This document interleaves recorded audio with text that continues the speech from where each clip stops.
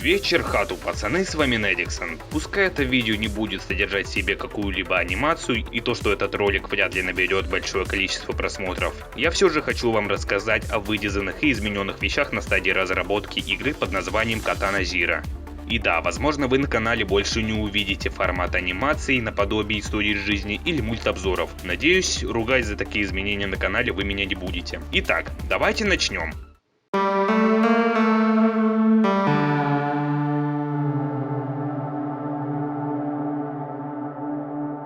В самом начале разработки Katana Zero представлялась вот такая анимация махания мечом в виде пламени. Это конец 2014 года, начало разработки игры.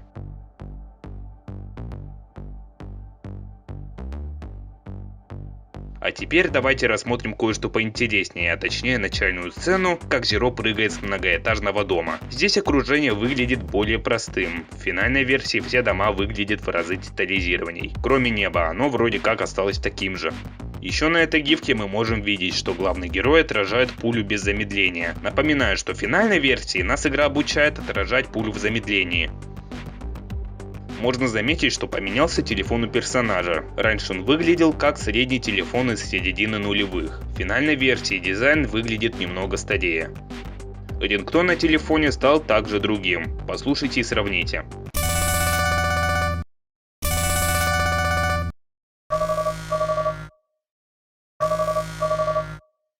Как по мне, рингтон в финальной версии звучит поприятней. Интерфейс выбора ответа в диалоге с персонажем также потерпел изменения. При выборе определенного ответа в диалоге издавался характерный звук, и его на стадии разработки изменили.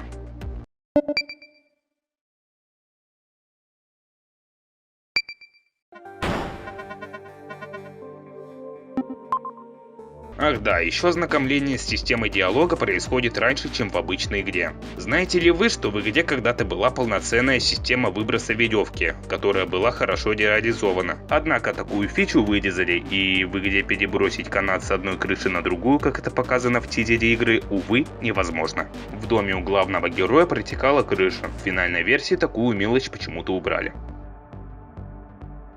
Поначалу я думал, что это локация из фабрики в бета-версии, но оказалось, что это просто бонусный уровень в демке. А вот звук перехода между уровнями.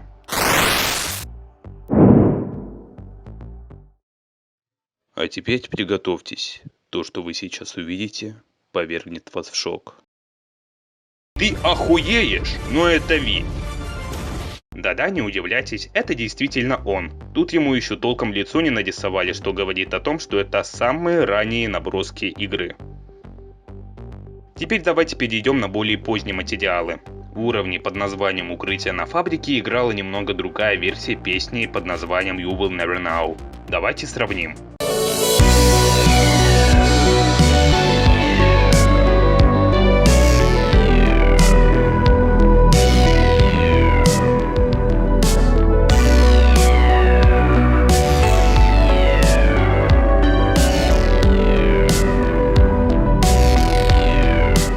На моменте спасения ученого на фабрике голова у мужика взрывается на месте, когда в дело вмешивается Ви. В финальной версии игроку дают возможность попытаться вывести его из фабрики, но задание всегда будет заканчиваться неуспешно. На моменте появления Ви играет другая композиция.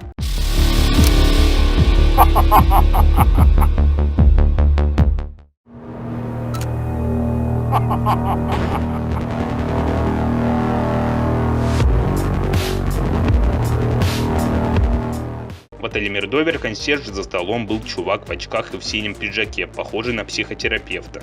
В финальной версии за столом теперь сидит девушка с книжкой. Отсутствует надпись Мирдовер Hotel, и стол имеет другую форму. На этом же моменте на фоне играет другая мелодия.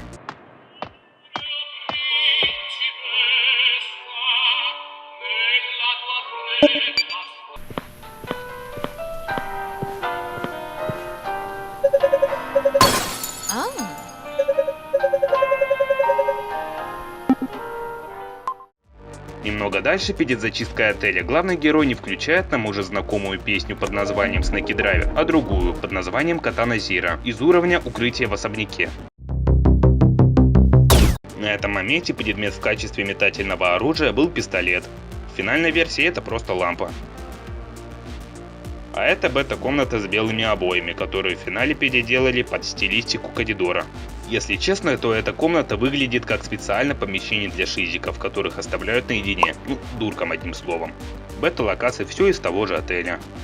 Худ отображает другой рисунок катаны, да и рисунок на катану не особо похож, а скорее на какую-то шпагу. Если прислушаться к звукам старой версии Катана Зира, то можно услышать, как враги после удара катаной или взрыва перед смертью пытаются кряхтеть и орать. Но выглядит это странно и крипово, поэтому эти звуки вырезали из игры.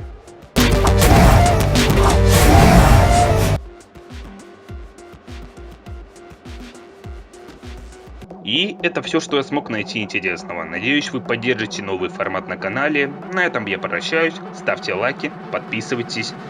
Всем пока!